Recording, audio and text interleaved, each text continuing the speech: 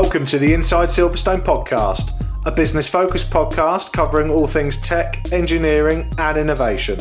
Hosted by me, Chris Broome, a huge tech, motorsport and gaming fan, and also the owner of Longhurst, a firm of lifestyle financial planners and independent financial advisors located in Silverstone, Northamptonshire. This is a series of unscripted and unpolished conversations with leading business owners, thought leaders and high-tech talent where we discuss their experiences within the Silverstone business and motorsport region. We will also be asking them to share their knowledge, insight and their thoughts on the future just for you. If you're looking to learn more about the Silverstone high growth region and commercially connect with like-minded peers, you've definitely come to the right place. Welcome to Inside Silverstone. Welcome to the next edition of Inside Silverstone. My name is Chris Broome and I am your host. Today I am delighted to finally welcome to the show an old acquaintance, an old friend, Chris Murdoch, who is a bit of a tech entrepreneur, but also involved in recruitment. So we thought we'd bring him on the show to talk about all of it. Chris, welcome to the show. Thanks very much, Chris. Thanks for having me. Absolute pleasure. So as is customary, Chris, we like to just provide a quick sort of career snapshot and an update on where you are today work-wise, just so our wonderful listeners sort of understand why we've asked you to come on. So let's talk about recruitment. So your sort of background, genesis behind all of this, and the evolution into tech and becoming a tech entrepreneur is recruitment. So talk to us about your sort of recruitment career and basically where you are now and what you're doing. Yeah, okay. So I'm director of a tech recruitment business called Provide. So we're based in Knoll Hill in Milton Keynes, but yeah, service kind of, predominantly the kind of UK tech market, but we've got customers in Europe, got a few in North America, some out in the Middle East as well. Part of a bigger group called TXM, so the TXM group. But Provide is the kind of technology recruitment arm within the group, basically. So, but yeah, sort of historically, just going back, I've been involved in technology recruitment now it must be coming on for about 13 or 14 years. Like, I can't believe actually saying that. It's just a ridiculous amount of time. But yeah, so about 13, 14 years. And funnily enough, my recruitment career started at Provide. Because I was a hiatus in the middle where I wasn't working with Provide, left really amicably, set up my own business, doing the same thing. And now that business has merged back with Provide in the last couple of years, and we're all back together again, one really happy family. But yeah, so, approximately like 13, 14 years in tech recruitment. And I suppose the markets that we operate in, they're relatively varied. We've got a few different kind of verticals where different managers and teams kind of work within those pillars. So we do a lot in the smart city space, connected vehicles, the kind of green tech space is really emerging now. And then a lot of traditional stuff. So data science, software engineering, software testing, project managers, all that kind of stuff. So But yeah, that's it. That's the recruitment agency side in a snapshot. And are you, because we're obviously, my business Longhurst, we're part of Silverstone Park and one of the key members of the Silverstone Technology Cluster. So have you guys actually come up yet to the park or around that region to see whether or not there's opportunities there for you? Do you know what? We haven't. What we did do recently, actually, only because it's a friend of a friend, is the careers manager there. But there's a really, really good high school facility, isn't there? On campus. I forget the name of it. University Technology College. Yeah, that's right. The technology, Silverstone Tech College. So I know she's actually one of the parents at the school that my children go to, and Helen is the careers manager there. So I went down on site just to see if we could kind of help out in any way. Yeah. So we're going to be helping those guys with a bit of LinkedIn training because the kind of school leavers are looking to kind of, promote their profiles and all this kind of stuff. So LinkedIn training, but that's the closest I've been to. It was really impressive, I must say, just driving around the perimeter and kind of just seeing all these new businesses that are popping up and stuff like that. So yeah, it was impressive, but that's the closest I've kind of got. Well, I'll introduce you to Pim, who is the CEO of the Technology Cluster, and there is definitely opportunities there for businesses like yours. There are other recruitment companies there, but without any doubt, with your experience and the niche in tech, potential opportunities there. So amazing. No, I appreciate that, Chris. We'll make sure we connect the dots. So obviously Provide is the recruitment arm. So this is obviously connecting the dots between employers and companies. Clearly we're recording this in the middle of COVID, so it's going to be a silly question, but how's business and how are you guys adapting to what's going on at the moment? Yeah, I think look, like everybody, when things really kind of kicked off with this whole pandemic, you just go into kind of panic mode. I think it's a natural thing, and human nature, right? It's human nature. You really don't want to go into that zone, but you immediately, certainly for the first 24, 48 hours, maybe a little bit longer than that, you start really fearing the worst and thinking, wow. But I think, as the days go on, certainly, rewinding, I can't even remember when this really started kicking off, but it must be six weeks or so now, is it? 7 weeks. But I think as the days have gone on and as the weeks have kind of rolled into one another, you just start seeing lots of green shoots, and that the world is still moving, that there is still business out there, and things haven't been so bad. So we've obviously, we've certainly dropped. We're not doing the same level of business that we were doing 2-3 months ago. There's no doubt about that. However, I think that we've adapted really well. We've had to kind of pivot a few times in some different directions to make sure that we're maybe helping companies now in a way that we weren't necessarily helping them 2 or 3 months ago. But I think it's just kind of just thinking about all of the options and what you can be doing with customers to make sure that you're sort of adding value. And when we do kind of whatever the new normal will be when we come through this, you're a company that they kind of think, yeah, actually, they did some cool stuff with us actually in quite a difficult time. And, we want to definitely continue working with those guys. So we're in that kind of zone, really.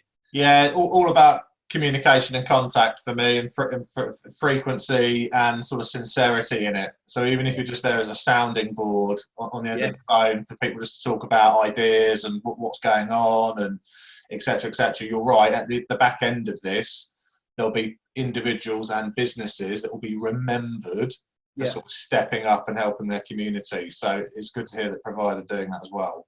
And one of the ways you're going to help and continue to help is through some new software, a new service that you guys have already launched. It's sort of in beta stage at the moment, because I've had a look at the website. It looks very good, very nice website.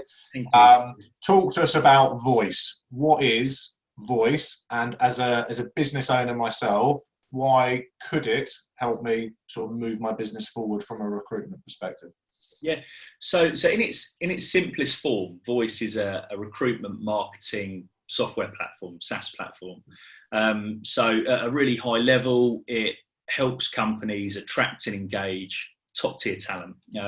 It's what everyone's looking to do, and we make that process really easy. So we also help companies, ironically, become less dependent on recruitment agencies. We know where the market's going. I think everybody that works in the recruitment industry knows that companies want to become, less dependent on agencies, and they want their cost per hire to reduce. Because some companies, they're paying upwards of 8, 10, 15, 20,000 pounds per hire, and those, they're justified figures, absolutely, because an awful lot of work goes into finding those people and their big campaigns, but companies naturally are wanting to do more and more of this work themselves. And Voyse makes that process really easy. And the reason that we've kind of gone down this route with Voyse is that ultimately we can see market trends, and we can see that companies are doing more of this. So if we can kind of help them on that journey and still be working with them in a slightly different lane, then that's what we'll do. But to give you a slightly deeper insight, it just Voyse just makes it super easy for companies to create really immersive showcases for targeted groups of people or talent pools. So if you're company X and you've got a technology team, you've got a sales and marketing team, you've got back office and payroll, you've got cleaning and all sorts of other sort of business units. They're all really, really different, and the people that you're trying to attract are all really, really different. So a traditional careers website serves a purpose, and it will work to a degree. But what Voyse does, it complements that careers website, and we've got satellite hubs that are primarily video centric, and they're just designed and built to really engage those targeted talent pools and groups of people. And so you guys will build those sort of satellite sites and hubs, and you said video content, which I think is even more important right now. Who produces that content? Yes, there's a range of services. So at its kind of simplest form, we've got the software. So we can say to a company, right, there's the keys to the software. And if you've got, designing the hubs, we've made that process really easy as well. So even if you've got it doesn't even need to be an internal graphic designer. You might have a marketing intern, for example. They can build these pages. And the way that we've created the software, it's really easy to plug and play content. So if you've got images on Instagram and you've got videos on YouTube and all this other great content, we've made it really easy to export and pull down this content, plug it into Voyse to create these immersive hubs. But we also offer a service over here, which is the kind of, end-to-end, graphic design, videography, editing, the whole kind of 9 yards, Nice. if you want everything looked after. So we cater for kind of both ends of the spectrum, really. Okay, and which is great. That sounds brilliant, especially for businesses that might not have the internal teams to help do that. Brand. How important is brand? Because clearly this is a way of enhancing your existing business and how you are publicly seen. So now in COVID, in lockdown, where people are furloughed, people have been made redundant, people are thinking to themselves, do I really want to be commuting 3 or 4 hours a day into London and back or wherever? Yeah. Actually, I can do this at home. Why is creating a believable and authentic brand important? I think, all the statistics point towards the fact that, especially if we look at millennials, okay, so I think millennials are anyone between the age of about 24 and 40, for example. I am, but still a millennial, Yes, we're both just in there. We're all right. But all the statistics point towards, millennials need that kind of transparent shop window experience before they buy anything. It doesn't matter what it is, a new job or, a pair of trainers or whatever. But for companies to be able to provide that genuine kind of, look through transparency into culture, into, what's the leadership team like? What are their values like? What do their employees say about them? But that genuine kind of insight, millennials, and statistics kind of back this up everywhere, millennials need that. But the values thing that I touched on there is a huge thing as well, because again, millennials are really values driven, and it's not just about the money. It's not just about working with the best technology. It's like, that company over there are huge on working with these charities, or they've got real values in this area, and that person might really align to that. And it's about companies being able to showcase what they value and what their values are. So again, the right millennial talent can kind of, align themselves to that. So I think right now more than ever, it's just really, really important for companies to be able to kind of amplify the employer brand and showcase the employer brand, because I think with the whole thing around COVID as well, it's quite a poignant time for employer brand, because, how are these companies treating staff in this crazy time that we're all going through? Yeah. And again, to be able to get some form of insight to what that looks like for people that work there, and then ultimately people looking into potentially thinking about working in that company, it's a poignant time, because I think there's obviously going to be some companies that aren't handling it very well, and this is a new situation for everybody, but there are some companies that are just doing such a phenomenal job in these ridiculously hard times, and showcasing how they've adapted and how well they're treating employees, and the measures that they're taking to make sure everyone feels good and their well-being's good. Being able to have a storytelling platform, or being able to tell those stories in any way, is just really, really important at the moment, I think. And Voyse does that. Yeah, absolutely. It just makes it's a storytelling platform. It sounds a little bit cliche, really, but it just makes it really easy to kind of put those stories together, get that content together, and get that kind of narrative out there in a really easy way. How do you think the current situation with remote working is going to impact, top talent looking for and identifying their next role? Because, you know, prior to COVID, expectation, you commute, you drive, you move perhaps to a new area to fulfill a role. But are millennials, and indeed anyone older than that, and of course, younger than that, are they now going to look at this and go, actually, quality of lifestyle, transport cost, I'm prepared to take potentially slightly lower income to work for another company, but if I get a bit more freedom, I don't know. What do you think could happen with that? Yeah, it's a really interesting one, because it's this is kind of a new zone for so many people. I think first and foremost, I think a lot of companies are realising that, wow, you know, everyone's working from home and the business still works. You know, this is crazy. Which I think a lot of companies kind of thought, you know, companies of, I suppose, 15, 20, 25 people, that transition is probably a lot more straightforward. But obviously there's enterprise businesses now where everyone's working remotely and they're still operating at a great level. So I think, firstly, companies and leadership teams are now realising that you don't need to be sitting next to the person or the people or the teams for the wheels to still move. So I think that realisation is setting for a lot of companies. So I think there's definitely going to be a lot more fluidity around people's attitude towards remote working, I think, which I think is a great thing, by the way, because I think for accessing top talent, it's an absolute necessity. People need, I don't think it matters what kind of industry you work in, what kind of vertical you sit in. I think to have that level of flexibility in a job, I just think is really important to a lot of people. If you want to go in the office and you want to spend time there, I've got 4 children, for example, as you know, Chris, and for me to go into the office now and again is actually an absolute luxury. So I definitely want the option to be able to go in there, but it's also really nice to spend some really quality time and still work hard and get the hours in, but I think that's the headline point for me is I think companies are just going to be a lot more open-minded to it, and I think so they should be if they want to be engaging their staff and attracting really good people. It's definitely the attitude I think they should have. And Voyse presumably isn't sort of industry agnostic, as it were, as in it's not focused on so it is industry agnostic in that it's not just focused on tech businesses. So presumably, I run a financial planning wealth management company, for example. We could engage with Voyse, or I run an engineering business, or I run whatever.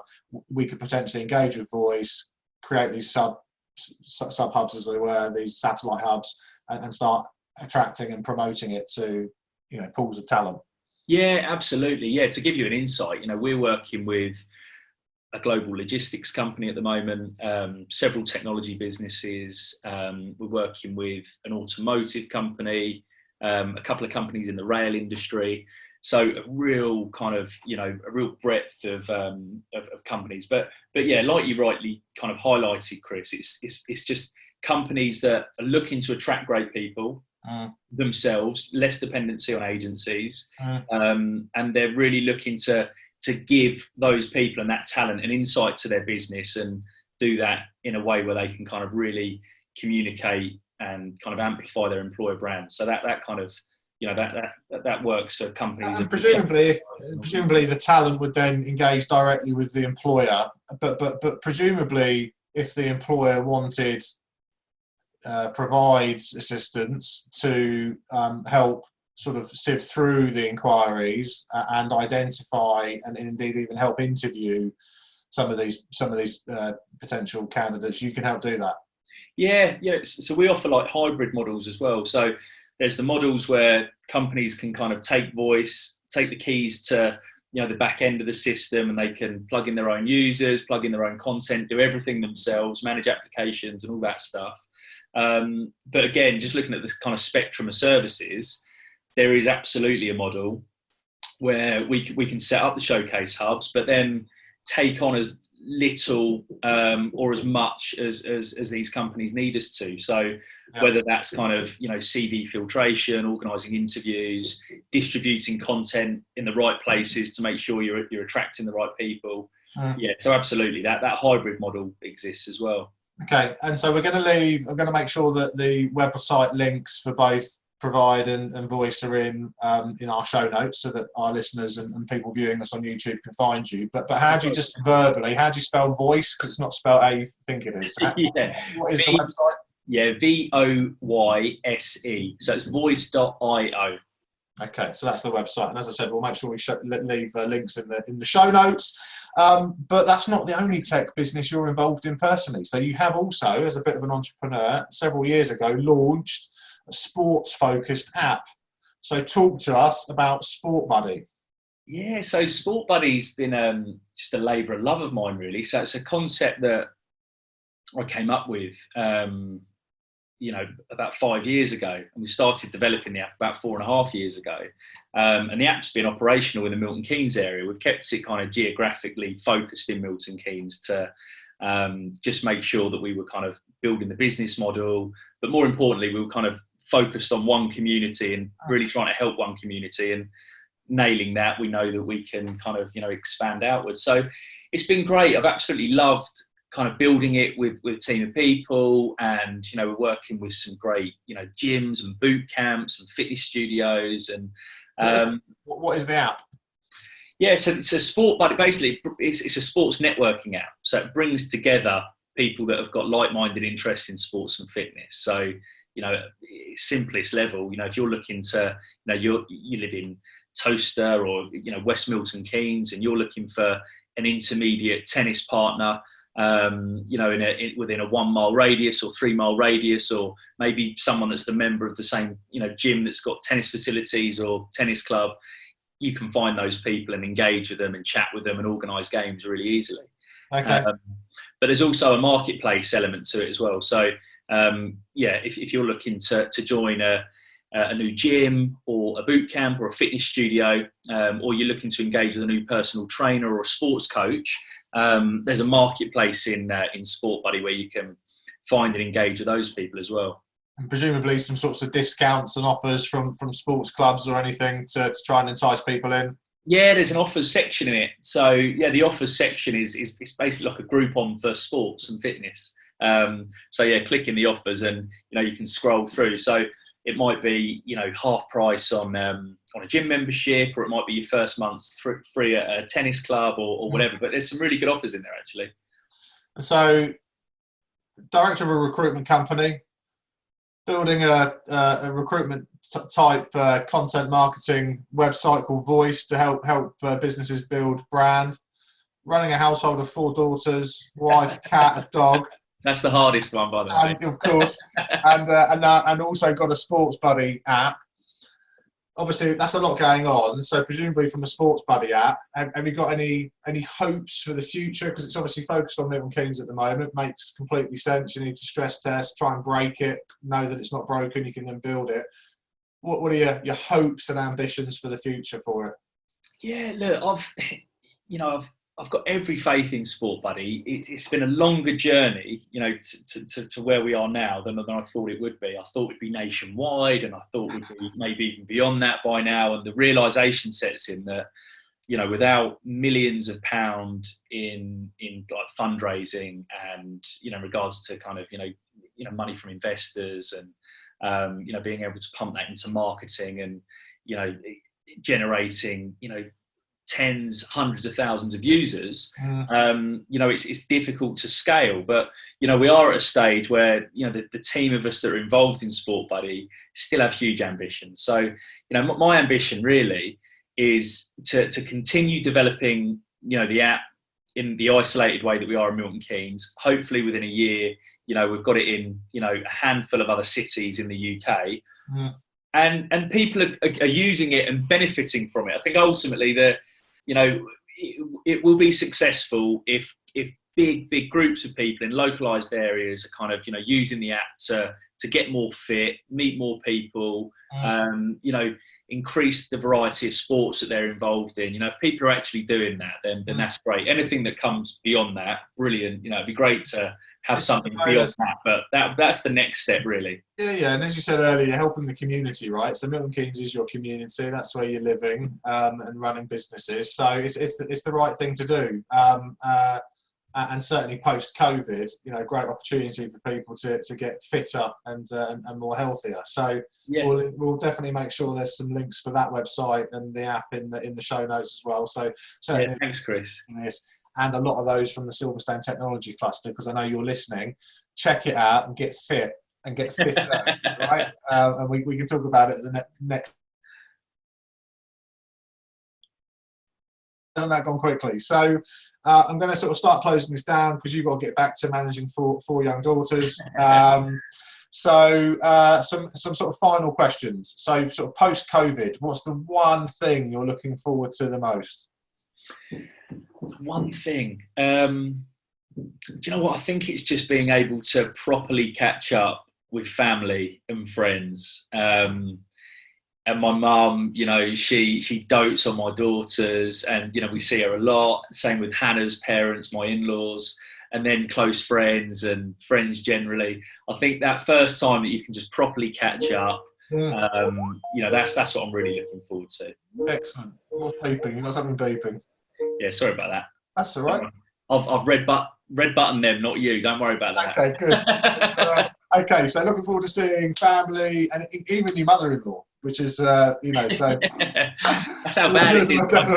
Right, next question. Embarrassing mistake or embarrassing story. So we like to just have some fun at the end of the show, try and embarrass a few people, share some funny stories that we can all laugh at. So I've known you for a few years. I know there must be something in your locker that we can share. So embarrassing story.